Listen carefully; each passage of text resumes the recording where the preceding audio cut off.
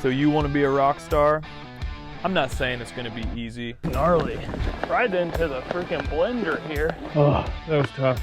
Blown skis, and it sure won't be glamorous. I don't want to get out. But the journey is sweet, the views are breathtaking, and the sense of accomplishment, totally worth it. Hey guys, Kerry Werner here, and through this walkthrough series, I wanted to share with you some of my Rockstar Trail experience. Give you some tricks and tips that I learned along the way that will hopefully make your journey a bit smoother, take some anxiety out of kicking this thing off, and ultimately help you finish the ride. Picking up with day 3 here, that's Douthit State Park to Roaring Run Furnace, or the Roaring Run Day Use area for me.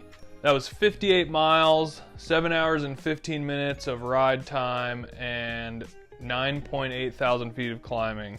What I'll get into later is I might have kept going had I known kind of what I was in for the next day, but we'll get into that.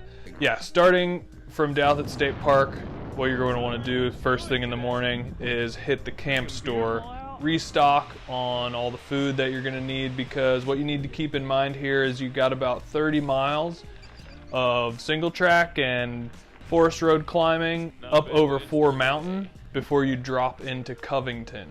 So you're going to need like 3 to 4 hours of food, maybe more. There's also not much water, so you're going to want to leave with a full pack. A good place to do that is right at the camp store in Douthit before you start the climb up Stony Run. This is familiar territory for me. A lot of the trail, and at least the area, I knew from doing some other races and rides and whatnot, so you know, a lot less stress. And really looking forward to getting to Covington to have some real food. I had a Mickey D's on my mind. I had a vanilla milkshake and fries. So yeah, right out of Douthit, you're gonna climb up Stony Run to Tuscarora Overlook. Check that out, it's beautiful first thing in the morning. And then you keep going up to Middle Mountain and head west and continue on to 4 Mountain. So you'll cross the road and you'll keep climbing on 4 Mountain Trail. That'll take you up into a wild turkey preserve, which is pretty cool. Just some rolling farm fields like way up high on the ridge. You're up there for a bit before you drop down and cross another road. Then you climb a Forest Service road up for a while. Be prepared for this one.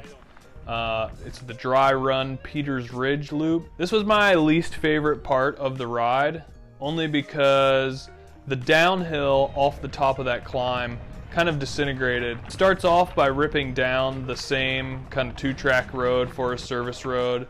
It's pretty rugged, so it's pretty fun, but then that turns into single track, which is also pretty fun, and then it kind of turns into this creek bed, which just kind of disintegrates. There's not much of a trail, you're just kind of riding through random boulder fields and whatnot. It doesn't take long to get through this section, but it's so remote, so there's not a ton of trail maintenance back there. There's just not a lot of easy going, so there's a lot of hike-a-bike. You climb your way out of that onto the Peters Ridge Trail, and that takes you out to Dolly Ann Road, which is a gravel road. You cross that. This is a good place to get some water. It'll be your first kind of real water stop. So you want to fill up there because you got about another hour and a half until you get into Covington. Cross the road onto the Arrow Core Trail, and you got some climbing here back up to the 4 Mountain Ridge before a super fun rip and descent down 4 Mountain all the way into Covington.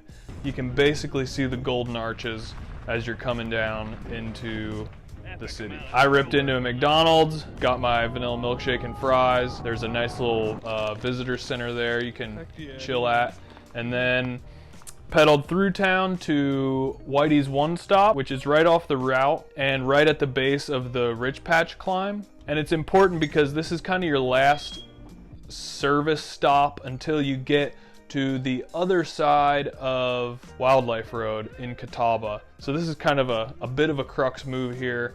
You want to make sure you head into the Roaring Run area, the Ridge Patch area, with enough food to get you through Price Mountain and then through the Dragon's Back. Once you stop at Whitey's One Stop, have a full Camelback with all the snacks, You'll have to lug yourself up a big paved climb, and it is a big paved climb, up into some farm field highlands up there. It's pretty beautiful. And then you have a ripping road descent all the way down into the Roaring Run day use area.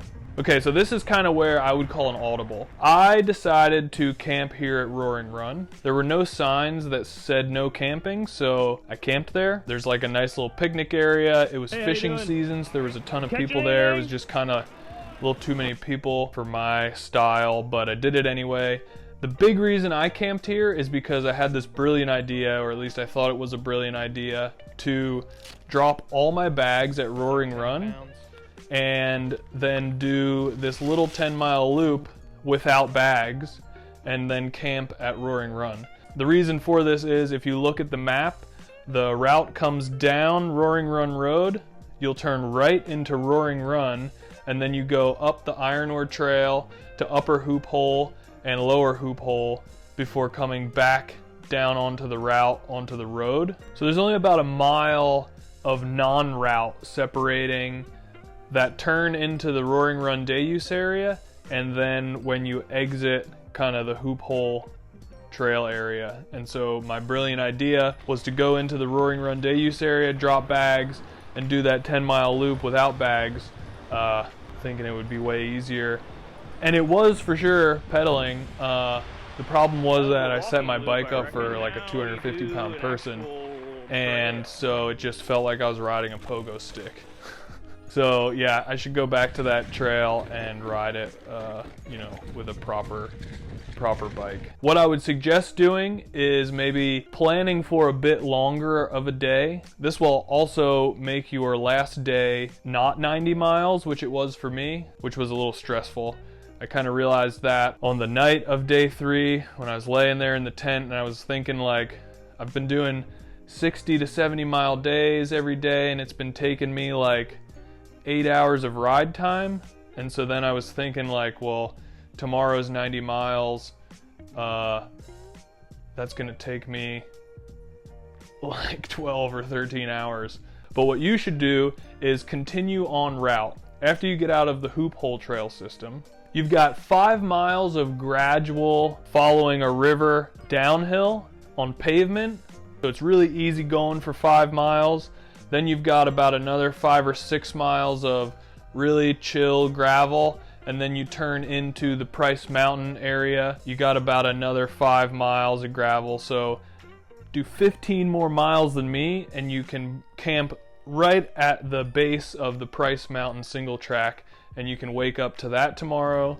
You'll be on a Forest Service road, a bit more secluded. You'll have a bit more privacy. It shouldn't take you as much time as you would think 15 miles would take you. It's a pretty easy pedal. So that's what I would do, and then that would make your final day a lot shorter. Instead of 90 miles, you'd be doing 75. But anyway, that was my day 3. I think the big takeaways are leaving Dalfit with food from the camp store, making sure you stock up in Covington, whether that's at Whitey's One Stop or whatever other gas station you want to stop at. There are no more services until you get to the other side of the Dragon's Back, which is a haul. That means you've got to make it about 43 miles to the Catawba grocery store if you start from the Roaring Run day use area. If not, you got to wake up and do, 25 or